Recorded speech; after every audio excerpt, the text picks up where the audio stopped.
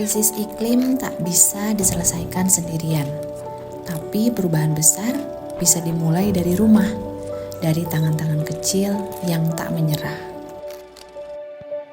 Yaksa Pelestari Bumi Berkelanjutan adalah organisasi non-profit profesional yang konsisten dalam mempromosikan serta mempraktikkan pola hidup selaras dengan alam untuk mencapai kualitas hidup yang tinggi dan berkelanjutan. Toko Organis adalah program kampanye YPBB yang mendukung gaya hidup selaras alam dalam bentuk toko. Halo, aku Hisyam.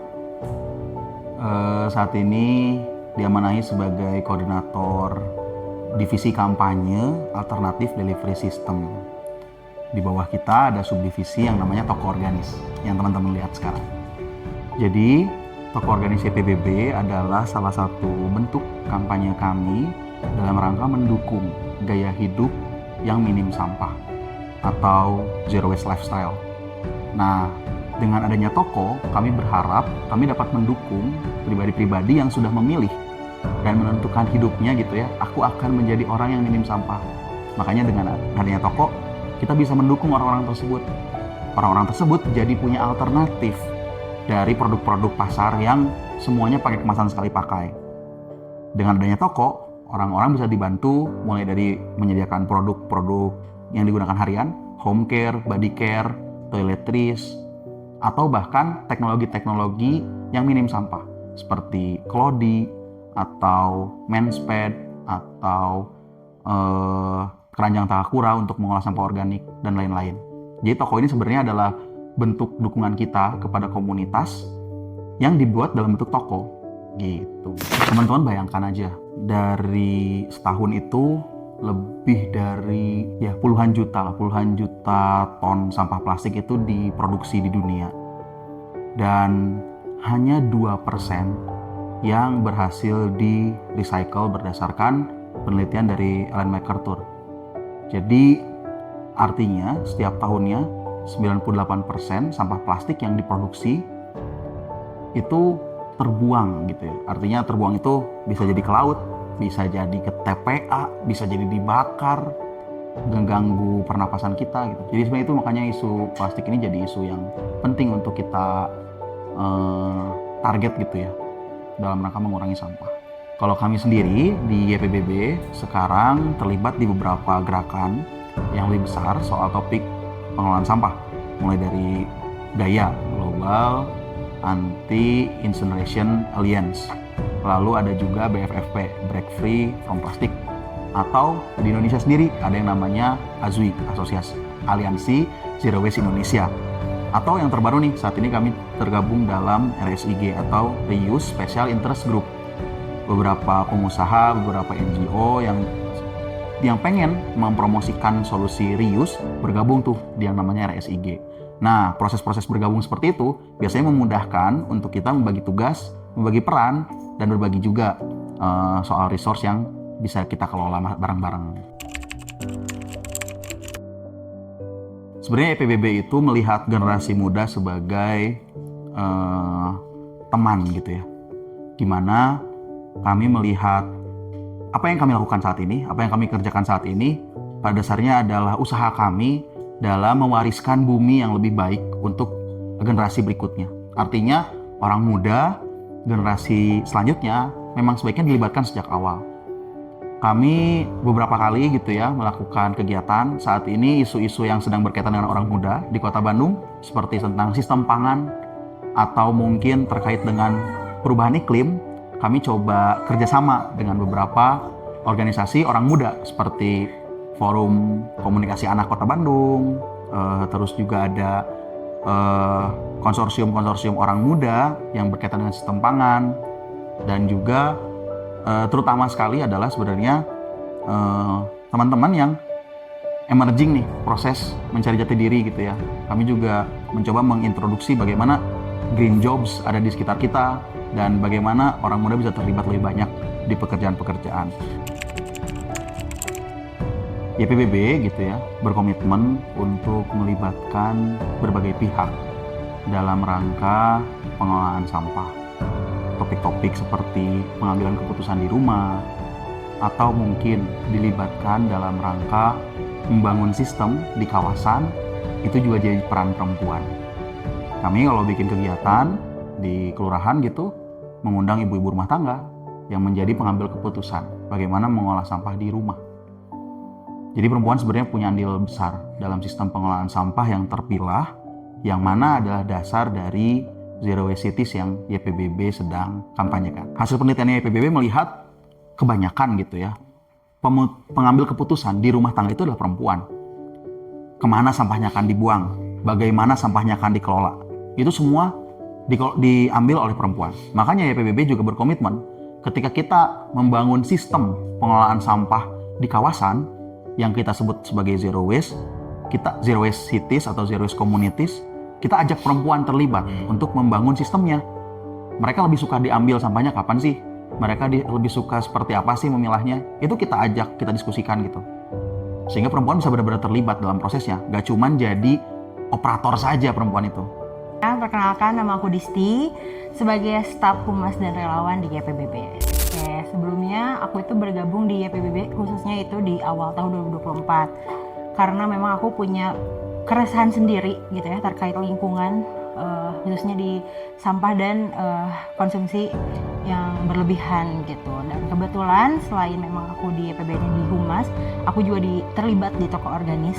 Nah, disinilah aku melihat praktik nyatanya gitu ya, kayak harus seperti apa dan bagaimananya gitu. Bagaimana cara kita biar nggak konsumsinya berlebihan gitu ya.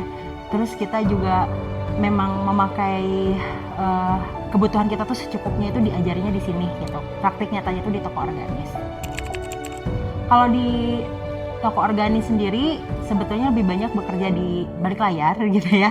Karena memang toko organis ini punya Instagram sendiri, jadi ada YPBB, Instagramnya ada juga toko organis YPBB. Nah, untuk konten-konten di sana, konten edukasi, strategi komunikasi, itu kebetulan aku ikut terlibat di sana gitu. Jadi kalau praktik secara langsungnya paling seminggu 1-2 hari lah ke kantornya gitu ya, atau ke toko organisnya gitu, nggak setiap hari gitu. Tapi memang karena sering ke kantor dalam seminggu tuh pasti ada, jadi memang bertemu juga dengan konsumen, jadi bisa ngobrol juga apa keluhan mereka, apa yang dibutuhkan gitu. Jadi yang aku angkat di media sosial, terkhususnya di Instagramnya toko organis, itu juga berdasarkan cerita-cerita inspiratif dari konsumen-konsumen kita gitu. Kegiatan aku mungkin kurang lebihnya lebih banyak tentang konten di Instagram gitu.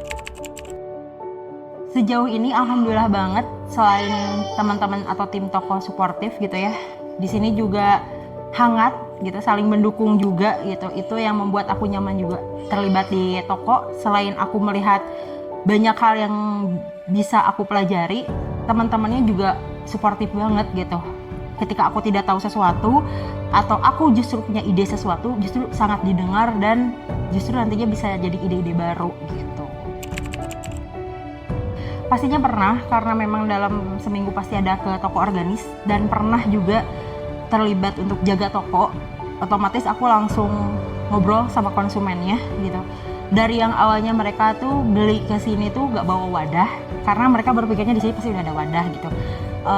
Sebelumnya aku bakal kasih informasi ke teman-teman. Memang toko organis itu membuka donasi wadah, yang dimana itu bisa dipakai buat customer. Jadi dari customer untuk customer gitu. Tapi itu bukan berarti teman-teman harus kayak udahlah nanti juga di sana ada wadah gitu. Enggak ya gitu. Tapi harus bawa wadah sendiri justru. Tapi karena belum pada tahu, jadi ketika awal-awal tuh banyak yang belum bawa gitu. Tapi sesudah tahu, syukurnya, dan ini menjadi sebuah langkah yang baik gitu untuk konsumen kita. Mereka sudah mengerti bahwa oke, bawa wadah sendiri gitu, dan mereka belanja secukupnya dan gak berlebihan.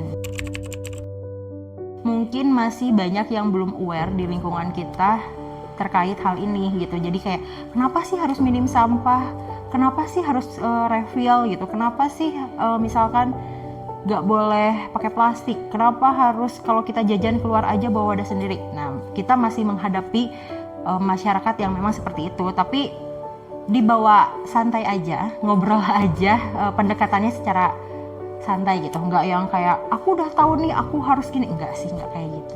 Nama saya Santo, saya pelanggan di toko organis YPBB. Awal belanja dan awal mengenal sih di tahun 2019 waktu zaman di Batik UIT.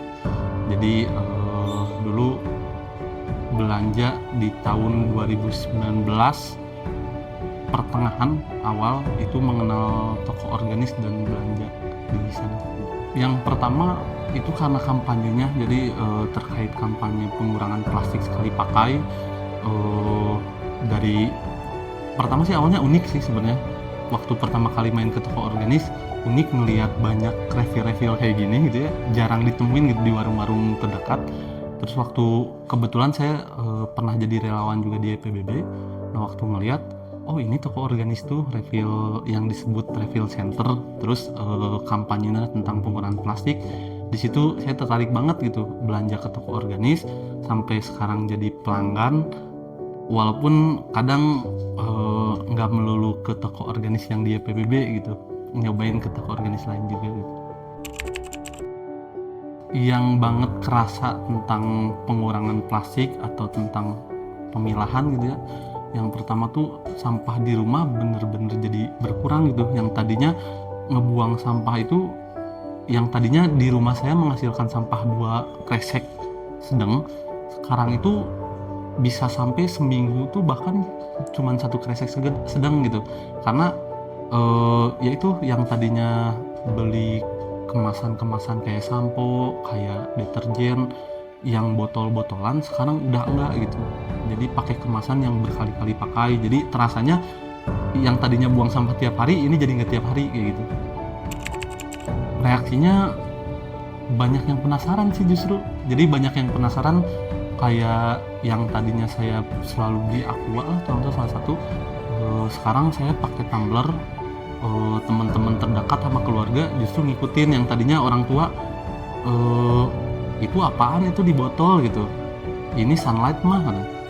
Oh ada ya toko yang jenisnya di refill kayak gini gitu, nggak melulu harus beli kemasan sekali pakai gitu. Justru banyak respon dari keluarga dan teman-teman tertarik dan ikut mempelajari gitu. Yang paling sulitnya sebenarnya di diri sendiri sebenarnya, karena waktu awal di 2019 saya ngurangin plastik itu nggak langsung bisa kita tuh pakai kemasan yang langsung nggak sekali pakai gitu. Justru belanja di sini di toko organis, taruhlah salah satu contohnya belanja sabun cuci piring. Nah di minggu berikutnya pasti saya belanja lagi kemasan sabun cuci piring yang sekali pakai. Nah sebenarnya dari kebiasaan diri sendiri tuh tantangan tersulitnya di situ. Tapi ternyata ketika saya udah terbiasa tidak menggunakan kemasan sekali pakai, itu menjadi rutinitas sehari-hari gitu. Jadi tiap bulannya emang mudah kok ternyata hal tersulitnya di diri kita sendiri gitu, merubah kebiasaannya.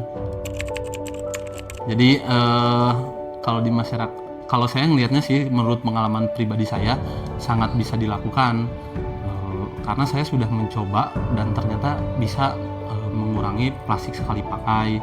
Yang sulit itu sebenarnya balik lagi di awal yang saya tadi sebutin, merubah kebiasaan diri itu yang sulit. Karena ketika kita udah mencoba, banyaknya saya ngelihat di lingkungan saya, orang tuh hanya mencoba sekali, tapi pas kedua kalinya mereka nggak mau mencoba lagi untuk mengurangi plastik kemasan sekali pakai gitu. Kantor kami sebut Urban Center. Jadi buat teman-teman warga Kota Bandung bisa banget berkontak sama kita untuk memanfaatkan akses ke Urban Center, sebuah lokasi yang kami desain jadi dapat menjadi contoh untuk berkegiatan yang lebih ramah lingkungan atau selaras dengan hukum alam. Kita coba lihat beberapa prinsip di Urban Center. Pertama adalah Zero Waste Office. Jadi kami coba membuat gitu ya sistem yang memastikan agar pengelolaan sampah sudah terpilah sejak di sumber. Sederhananya kami siapkan beberapa tempat untuk membuang sampah sesuai dengan apa-apa saja yang mungkin akan menjadi sampah di ruangan ini. Jadi teman-teman bisa lihat nanti kalau di sini beda dengan yang di dapur atau beda lagi dengan yang di toko. Jadi kami desain agar emang di tempat itu bakal ada kegiatan apa. Jadi mulai dari situ saja, lanjut kita siapkan ada sampah apa aja yang mungkin terjadi di ruangan tersebut. Selain itu, kami juga memisahkan sampah organik, terutama dengan keranjang Takakura, salah satu model pengelolaan sampah organik di ruangan yang kami rasa dapat efektif gitu ya, digunakan oleh keluarga. Karena dia minim tempat dan juga lumayan besar kapasitasnya. Selain itu, kami juga memastikan beberapa hal. Misalnya, kami menyediakan tempat untuk menggantung sampah plastik yang nggak sengaja dibawa ke urban center. Kenapa ini penting? Karena sampah plastik yang kering sebenarnya dia bisa digunakan kembali dan tidak menghasilkan bau. Jadi hal tersebut dapat meminimalisir pengelolaan sampah yang serampangan. Penting sekali untuk memilah dan mengolah sampah kita. Itu aja mungkin tentang urban center. Jadi teman-teman buat warga Bandung yang berminat gitu ya untuk memanfaatkan gitu ya. Ini ruangan lumayan luas, bisa kita sharing. Ayo mulai dari bikin kegiatan, bikin acara, kumpul-kumpul, sederhananya rapat atau menerima tamu, bisa banget datang ke Urban Center YPBB yang saat ini berada di Cikuta Baru 2 nomor 11. Saya Hanifan Adi Nugroho, pelaksana dari Dinas Lingkungan Hidup Provinsi Jawa Barat. Kebijakan dari kinerja pengelolaan sampah daerah tertuang dalam Sistem Informasi Pengelolaan Sampah Nasional atau yang disebut SIPSN. Jadi SIPSN itu isinya itu ada dua indikator kinerja pemerintah. Yang pertama itu pengurangan sampah, yang kedua itu penanganan sampah. Jadi pengurangan sampah itu kita harus tahu flow asal muasal sampah itu berasal dari kitanya dulu. Kita adalah penghasil sumber sampah di hulu. Jadi ketika masyarakat atau warga atau kita sendiri misalnya belanja, di belanja itu ada kemasan sampah plastik. Dari kemasan sampah plastik, kresek yang kita bawa di dalamnya tuh ada bungkus makanan. Dari bungkus makanan kan ketika kita nggak bijak akhirnya sampah itu menjadi timbulan sampah. Nah harapannya sampah itu dapat dipilah menjadi dua bagian kinerja. Kinerja pertama pengurangan sampah yang bisa didaur ulang. Jadi sampah itu bermuaranya nggak ke tempat pemrosesan akhir, tapi diolah dulu di bank sampah. Terus juga diolah di TPS 3R.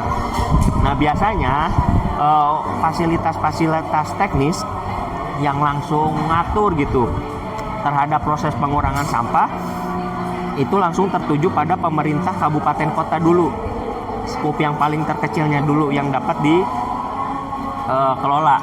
Kita harus memahami dulu Undang-Undang Nomor 18 Tahun 2008 bahwa di situ dijelaskan stakeholder pengelolaan sampah itu bukan hanya terbatas dari pemerintah aja, tapi semua masyarakat, komunitas, pelaku usaha semuanya itu berkewajiban menyelesaikan sampah yang dihasilkannya. Nah mungkin itu dasar awal Undang-Undang 18 tahun 2008. Terus setiap stakeholder, setiap pelaku penghasil sampah itu dilarang tidak membakar sampah. Karena konsekuensinya juga di Undang-Undang Nomor 18 tahun 2008 bisa ada pidananya ternyata ketika sampah itu tidak terkelola dengan benar sehingga sampah itu bisa mencemari lingkungan.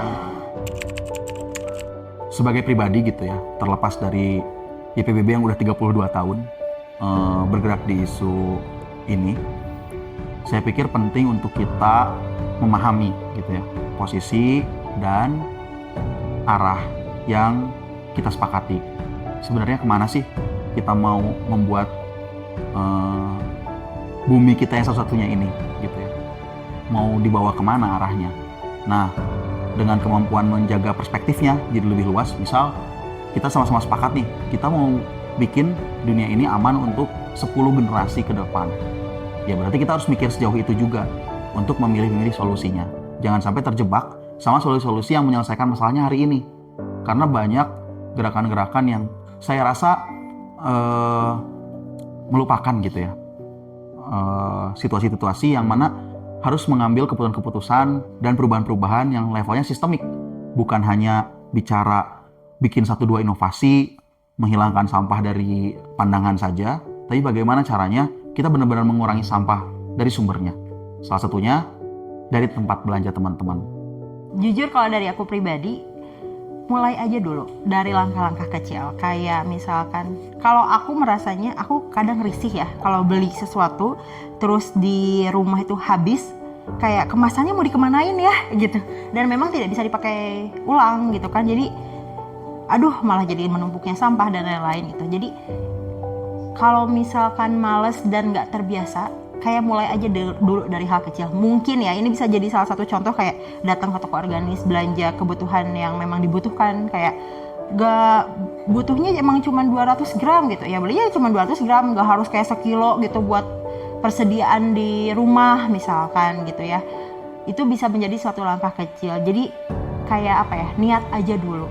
Kayak atau enggak belum bisa nih mengurangi hal itu, mungkin bisa dengan cara-cara simpel lainnya. Kayak kalau aku mau keluar, daripada aku beli air mineral di luar, mending aku bawa pakai tumbler misalkan. Atau aku supaya tidak makin memperbanyak sampah, mungkin aku bisa bawa wadah gitu, wadah tempat makan untuk beli sesuatu di luar. Itu adalah bentuk-bentuk hal kecil, langkah kecil yang justru berdampak bukan hanya buat kita tapi buat sekitar kita. Dan memang hal ini kalau teman-teman sudah aware, nanti kedepannya teman-teman bakal kayak ngasih tahu mulai dari ke orang tuanya, ke adiknya, ke kakaknya, atau ke teman-temannya, dan ini akan semakin meluas. Itu yang memang diharapkan sama kita gitu ya, supaya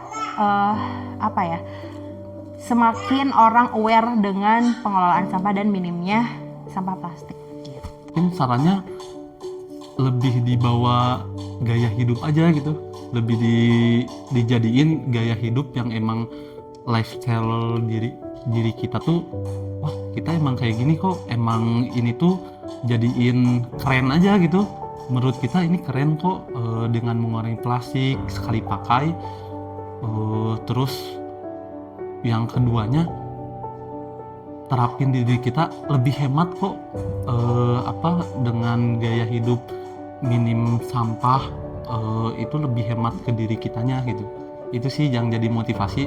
Yang pertama dari diri kita sendiri, yang kedua berpikirnya lebih hemat kok, hemat walaupun dari segi finansial hematnya cuma sedikit gitu ya, tapi hemat dari finansial, hemat bagi lingkungan juga, itu sih.